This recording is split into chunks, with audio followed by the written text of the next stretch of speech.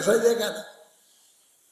विचित्रता तो इस बात की है कि हमारी पर्यायों में जो उत्तरोत्तर विकास होता है, विकास कहो विकार कहो जो भी कहना है, वो उसमें अनंतर पूर्व क्षणवर्ती पर्यायों का एक व्यवस्थित सिलसिला होता है। समझ में आएगी नहीं क्या कहा मैंने? किसकी समझ में आई है हाथ उठाओ।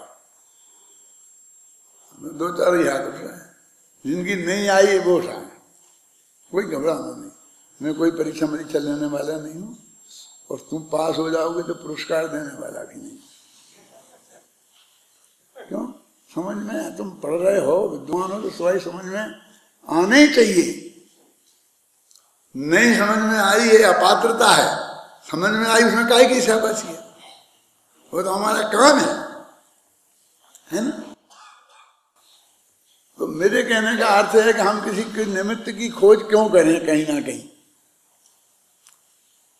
मैंने ये भी देखा कि तिल्लोय परिणति में ये लिखा है कि नेमिनाथ भगवान के निमित्त, वैराग्य का निमित्त जाति स्मरण था। ये नाम ही नहीं लिखा बोलो जाकर। ये तिल्लोय परिणति में 24 तीर्थंकरों के शांति जी वो गिनाए हैं कि किसमें किस निमित्त से वैराग हुआ। तो ऋषभ देव का नीलांजना का बताया, किसी का बताया कि भाई बिजली चमकती हुई देखी तो उससे हो गया, किसी को किसी से, और फिर किसी को जाति स्मरण से हो गया। तो नेमिनाथ का नंबर उसमें जाति स्मरण वालों में आता है। और जाति स्मरण तो हर एक कोई होता है माने दीक्षा के काल में जिनको आदिनाथ को दादा वो हुआ ना नीलांजना की मृत्यु से, तो बाद में जाति स्मरण उन्हें भी हुआ, और जाति स्मरण में उनके 9 भव आ जाते हैं, तो 9 भव दिखाई दे जाते हैं। तो 9 भवों का वर्णन हर पंच कल्याणक में हमारे प्रतिष्ठाचार्य कहते हैं। इसका मतलब ये है कि उनने उस वक्त तो कम से कम जाति स्मरण से जाने। तो उससे क्या होता है? जाति स्मरण में क्या होता है? बस संसार के जो विचित्र उतार चढ़ाव है ना, वे उनके जीवन में पूरा भव में हुए थे, वे ख्याल में आ जाते हैं, और उसी से देखकर वो क्षणभंगुरता उनके ध्यान में आ जाती है। मेरे कहने का मतलब ये है कि इतना बड़ा तथ्य कि सब कुछ सुनिश्चित है, और अनंत केवली भगवानों ने उसे जाना है। इस महासत्य के आधार पर किसी समस्या का समाधान नहीं निकाला जा सकता है क्या? ये कुछ काम का है कि नहीं? क्या कह रहा हूं मैं? ये जो हमने महासत्य समझा है कि ये बिल्कुल बेकार ही है, इसकी जरूरत ही नहीं थी। हमारी सुबह से शाम तक की जो समस्याएं हैं, क्यों उन समस्याओं का समाधान क्या करना? क्या चाहिए? समाधान क्या चाहिए? कि हमारी इच्छा के अनुकूल कुछ नहीं हो रहा है, तो ये ऐसा होना चाहिए, ऐसा होना चाहिए, अब कल से गड़बड़ नहीं हो गए, अब कल से बिल्कुल सही होना चाहिए। ये सब यही तो समस्या है हमें, क्यों? और समाधान की आकुलता क्यों करता है? ये तो अनंत काल पहले निश्चय है कि आज क्या होगा और कल क्या होगा, वो वैसे के अनुसार ही हो रहा है। क्यों? कुछ थोड़ी बहुत चित्त में शांति इस तत्व ज्ञान से भी आ सकती है कि नहीं आ सकती है? आश्चर्य तो क्या है कि वो अनंतर पूर्ववर्ती पर्यायों का सिलसिला यहाँ ऐसा विचित्र था कि अभी तो शादी के योग जो अनंतर पूर्ववर्ती पर्याय थी ना, वे हो रही थी। तो श्री कृष्ण ने प्रस्ताव रखा नैनी से कि तुम्हारी राजुल से शादी कर देते हैं, तो चुपचाप मुस्कुरा करके हाँ कर दी। ये काय के लक्षण है? शादी नहीं करने के, करने की। ये अनंतर पूर्ववर्ती पर्यायों का जो सिलसिला है वो काय का है? फिर सज धज के जो भी घोड़े हाथी फिर जैसे रथ में जैसे भी बैठे होंगे, बैठ के तैयार होके चल दिए बारात लेकर के। सारी लोगों को कार मार भी छपे होंगे, जो भी व्यवस्था हुई होगी, ये सब उनकी आंखों के सामने उन्होंने नहीं देखा होगा। तो उस वक्त उनके भावों में जो विकास हुआ होगा वो शादी करने के रूप भावों का हुआ होगा कि नहीं करने रूप भावों का। मैं आप लोगों से जानना चाहता हूं, अब मैं उन भावों का चित्रण करना चाहता हूं, मैं उन पर एक किताब लिखना चाहता हूं। समझ लो, एक किताब में 4 छंद लिखना चाहता हूं, जितना भी है।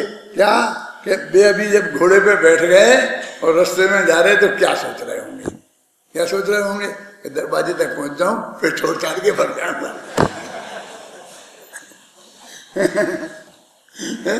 उनके भावों का देखो, बहुत मर्म की बात है। मेरे को तो जरा मनोरंजन पूर्वक, हंसी पूर्वक कहने की आदत है, जिससे कि आपका मन लगा रहे, लेकिन वो तत्व आपके अंदर में पहुंचना चाहिए कि मैं जिसकी तरफ आपका ध्यान दिला रहा हूं। माने उनका निरंतर परिणामों का विकास के आपको क्या जरूरत पड़ गई कि ये जरूरत पड़ेगी कि मैं लिखना चाहता हूं। क्यों? क्योंकि अभी ये प्रश्न आएगा, राजुल नहीं करेगी तो राजुल का बाप करेगा, राजुल का बाप नहीं करेगा तो भाई गांव वाले करेंगे, कोई ना कोई तो करेंगे ही कि तुम्हें शादी नहीं करनी थी तो घोड़े पे क्यों बैठे, क्यों दरवाजे तक आए, दूसरे का पता नहीं था, दूसरे का भी ध्यान रखना चाहिए। तुम ही अकेले इज्जत वाले नहीं हो, दूसरों की भी इज्जत है। क्यों? ये सब प्रश्न करेंगे कि नहीं करेंगे? ऐसा छल तुमने क्यों किया? ऐसा सोचने वाले लोग मिलेंगे कि नहीं मिलेंगे? तो अपन सोचे कि उनने छल किया क्या। छल कब माना जाता? कि जब उनके मन में पहले से ही होता कि चलो अपन घोड़े पे बैठ के दरवाजे तक जाएंगे और फिर छोड़ के भग जाएंगे। जैसा भाव पवन जय को आया था। देखो, तुम सच्चे विद्यार्थी हो गए मेरे। पहले से पकड़ लेते हो, जो 5 साल तुमने सुना है उसके आधार पर तुम्हें पकड़ लेते हो ना। क्योंकि उनको ये विकल्प आया था कि अच्छा मैं इसकी शादी नहीं करूंगा तो दूसरे से कर लेगी, मुझे क्या गुलछल उड़ाएगी, मैं ही रोता रहूंगा, इसलिए मैं शादी करूंगा और फिर छोड़ दूंगा। विद प्लानिंग ऐसा भाव था उनके चित्त में। नेमिनाथ का तो ऐसा था नहीं। उन्होंने जब तक जब उन्हें बैराग हुआ, मैं बार बार ये नहीं कहना चाहता हूं कि पशुओं की चीत्कार सुनी, क्रंदन सुना, मैं उसको इतना महत्व नहीं देना चाहता हूं। क्या जिस समय से उनके परिणाम बदले और दीक्षा लेने के हुए, तो एक बिंदु तो होगा, समझना क्या कह रहा हूं मैं, कि जो पहले तो करने के भाव थे, उधर निरंतर रस परिपाक हो रहा था और इधर अब उल्टी मार वो चलने लग गई। तो ऐसा बहुत कम होता है। लाखों जो जीव हैं जो शादी के लिए जाते हैं तो उनके शादी के ही परिपाक होता रहता है, वो शादी हो जाती है, जिंदगी भर रहते हैं। जिनके वैराग्य का होता है वे शादी की बात ही पसंद नहीं करते हैं। घर वाले चर्चा करते हैं तो वो भी उन्हें पसंद नहीं आती, तो बराबर निषेध करते रहते हैं। माने अनंतर पूर्ववर्ती परिणामों का सिलसिला जैसा अनुरूप सारे जगत में होता है, अनुकूल और अनुरूप, वैसा नेमिनाथ के साथ नहीं घटा। तो ऐसी घटनाएं जब जब घटती हैं तो वो उनका एक विचित्र स्वरूप होता है और इसीलिए वो विचार की वस्तु बन जाती हैं। क्या नहीं हो सकता? एक समय पहले शादी करने का पक्का विचार हो और एक समय बाद शादी नहीं करने का विचार पक्का हो जाए, ऐसा नहीं हो सकता क्या? होने का तो उदाहरण अपने पास है ही ना, है? हो सकता है ना, ये वस्तु के स्वरूप के विरुद्ध तो नहीं है। जनरल तो वैसा ही होता है क्या कि करने के एक करने का होता है, नहीं करने वालों का नहीं करने का होता है। लेकिन ऐसे भी केस हो सकते हैं जो एक क्षण में बदल जाए, और हमारे तो ऐसे शास्त्रों में बहुत उदाहरण भरे पड़े हैं। हाथी पर लड़ाई लड़ रहे थे, बाण पर बाण चला रहे थे, और वहीं बैराग हो गया। श्वेतांबर हो गया तो बैराग हो गए, छपक छाणी मार के और हाथी पे बैठे ही बैठे केवल ज्ञान हो जाता है।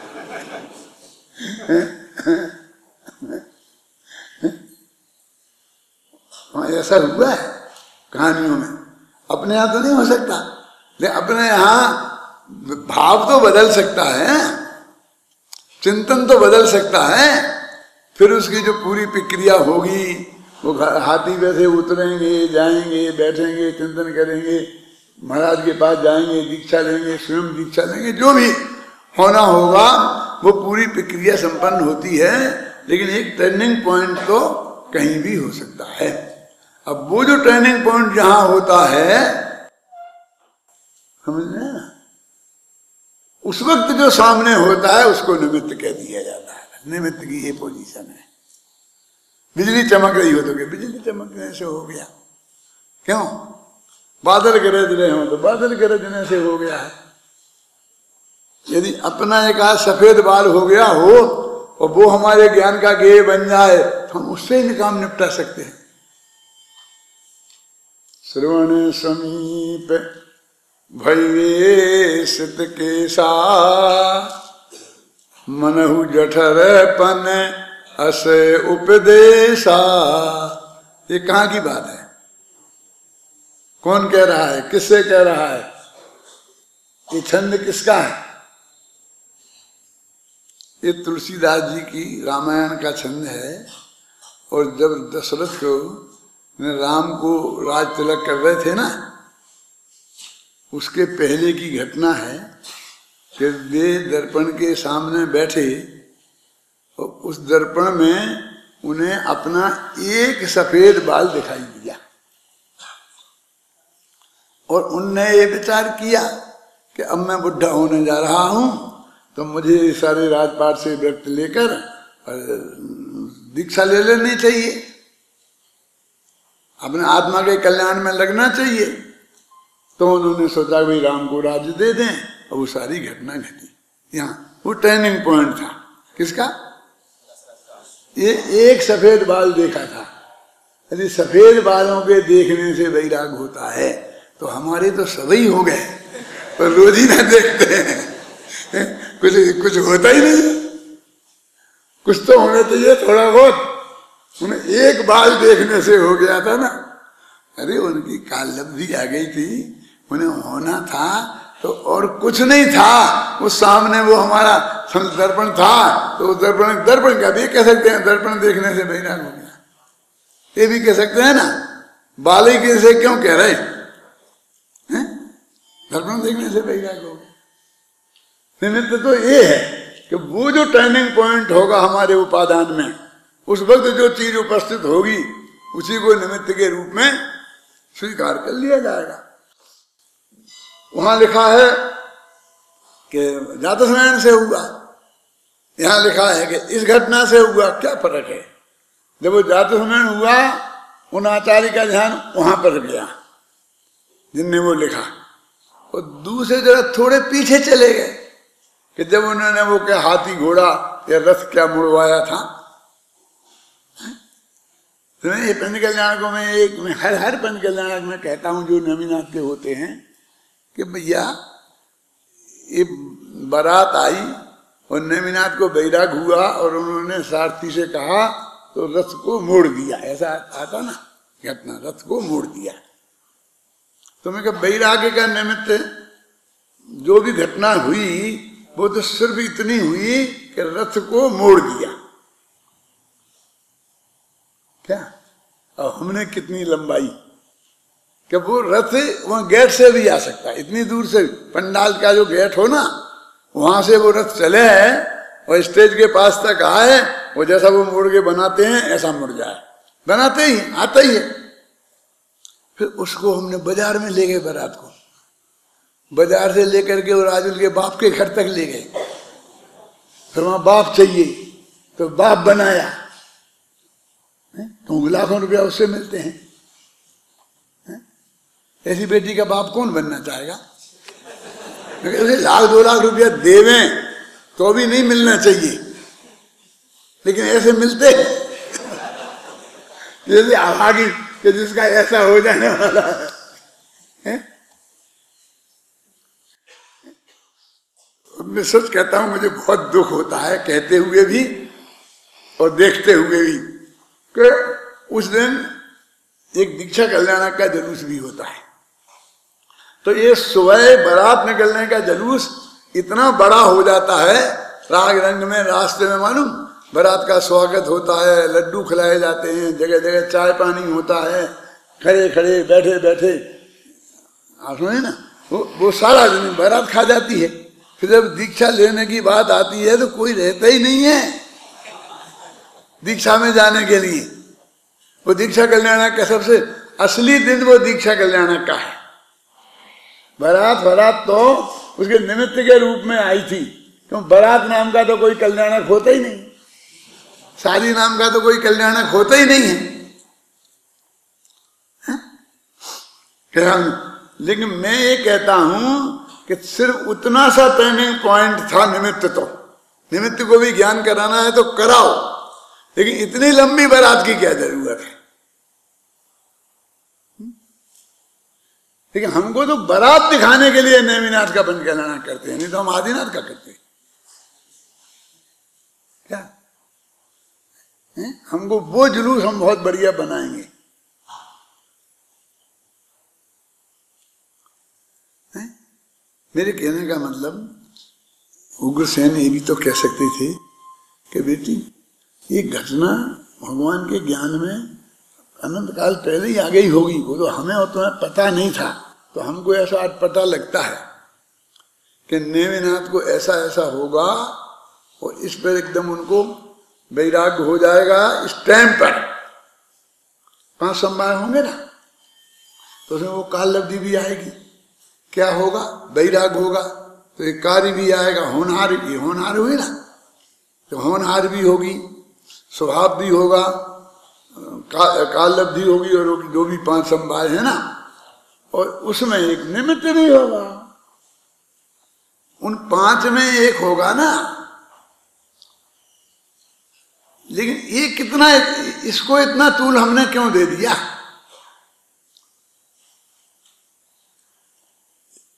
हमको काल लब्धि आ गई थी, होनहार उनकी ऐसी थी।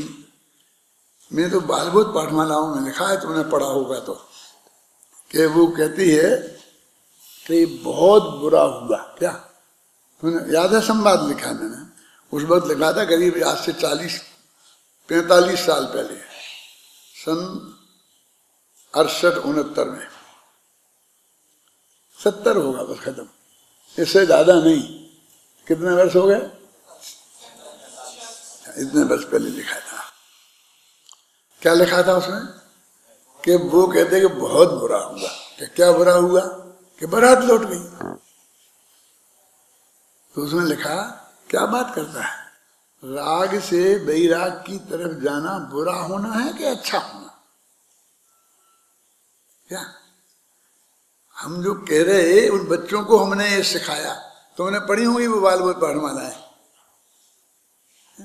कि राग से वैराग की तरफ जाना ये अच्छा होना है कि बुरा होना है? कि नहीं, वो राजुल के हिसाब से तो बुरा ही हुआ। क्यों? शादी हो जाती तो बहुत अच्छा रहता ना। कितने दिन की? 56 दिन बाद तो नेमिनाथ को केवल ज्ञान हो गया। केवल ज्ञान की डेट तो फिक्स ही थी, और उसके बाद उनकी दिव्य ध्वनि फ्री होगी, तो कितने जीवों का आत्मकल्याण हुआ।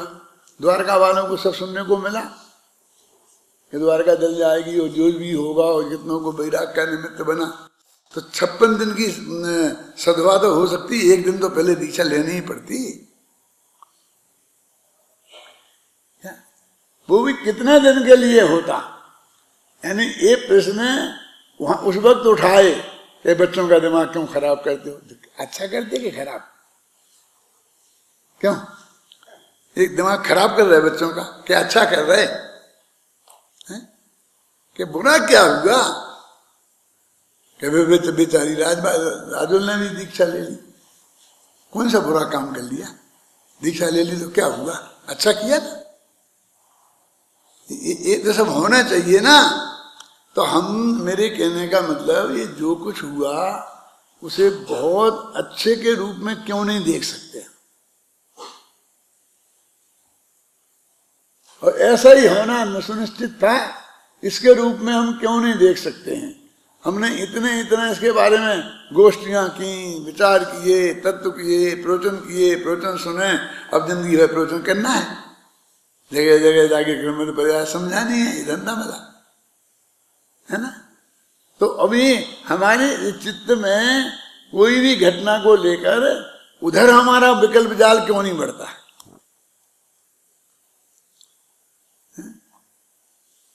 बुरा हुआ और ऐसा नहीं होना चाहिए था, इधर ही क्यों हमारा दिमाग बढ़ता है?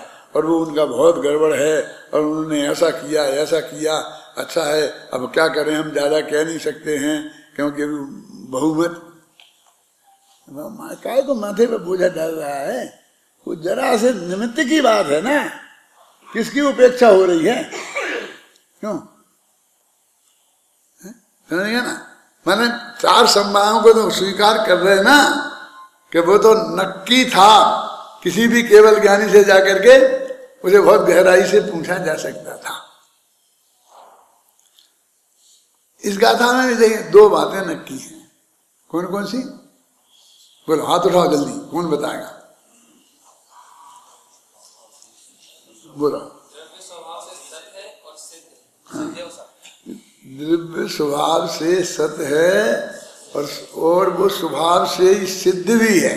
सिद्ध माने सिद्ध नहीं, ये बात सिद्ध है कि द्रव्य स्वभाव से ही ऐसा है। उत्पाद व ध्रुव युक्त से सत्य है और उसका सत स्वभाव है। इन 2 चीजों के लिए किसी दूसरी चीज की आवश्यकता अंश मात्र भी नहीं है। पढ़ो, इसकी टीका पढ़े ना। मैं इस गाथा का भाव तत्प्रदीप का टीका में आचार्य अमृतचंद्र इस प्रकार स्पष्ट करते हैं। टीकाएं लंबी लंबी जरूर हैं लेकिन कठिन नहीं है। नहीं तो अमृतचंद्र की टीकाएं तो बहुत कठिन होती हैं, उनका अर्थ समझना कभी कभी बहुत भारी पड़ जाता है। वस्तुतः बात यह है कि द्रव्यों से किसी अन्य द्रव्य का आरंभ नहीं होता। क्या मतलब इसका? नया द्रव्य दुनिया में कोई बनता नहीं है। क्या? कि द्रव्यों से नए द्रव्य का आरंभ नहीं होता।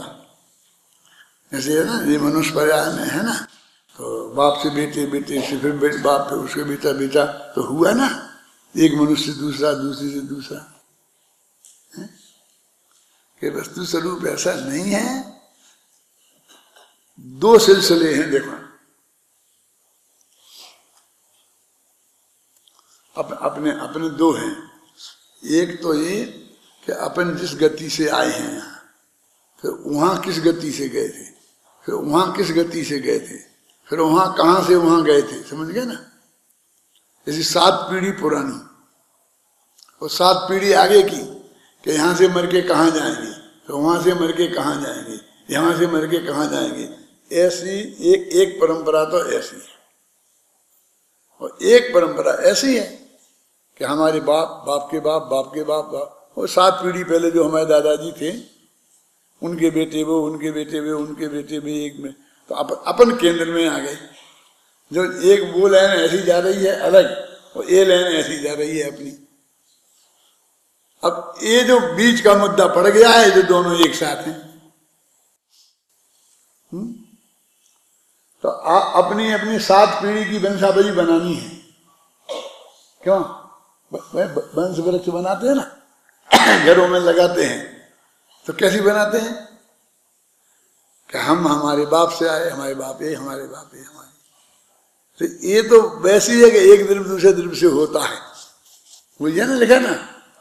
और है तो हमारी असली तो हम ऐसी है। हम जो जाएंगे वो अपने बेटे में नहीं जाएंगे, बेटे के बेटे में नहीं जाएंगे, बेटे के बेटे में नहीं जाएंगे। तो मतलब समझ में आई ना? हम जाएंगे, वो हमारी परंपरा उधर जाएगी। इसलिए जैन धर्म में पीढ़ियों को महत्व नहीं दिया, भवों को महत्व दिया।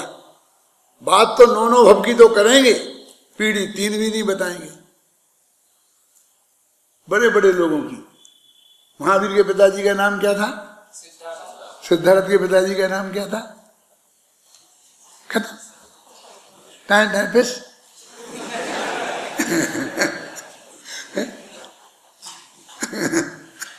है ना, आगे का तो सवाल ही नहीं है, क्योंकि उनके बेटा तो था ही नहीं। माने हमारा जो जैन धर्म का जो नेचर है वो कैसा है देखो, उस शरीर की पीढ़ी को महत्व नहीं देता। हमारे बाप से हमें क्या लेना देना, और बाप के बाप से क्या लेना देना, और उनके बाप से हमें क्या लेना देना, क्यों? लेकिन हमारे पिछले भव से हमारा लेना देना है, उसके पिछले भव से हमारा लेना देना है। हमारा इस देह में से एकत्व टूटेगा और आत्मा में एकत्व आएगा, तो उसमें से एक चिन्ह प्रकट होना चाहिए हमें कि नहीं, कि हमारा ध्यान भवों पे जाए, पीढ़ियों पे नहीं। क्यों?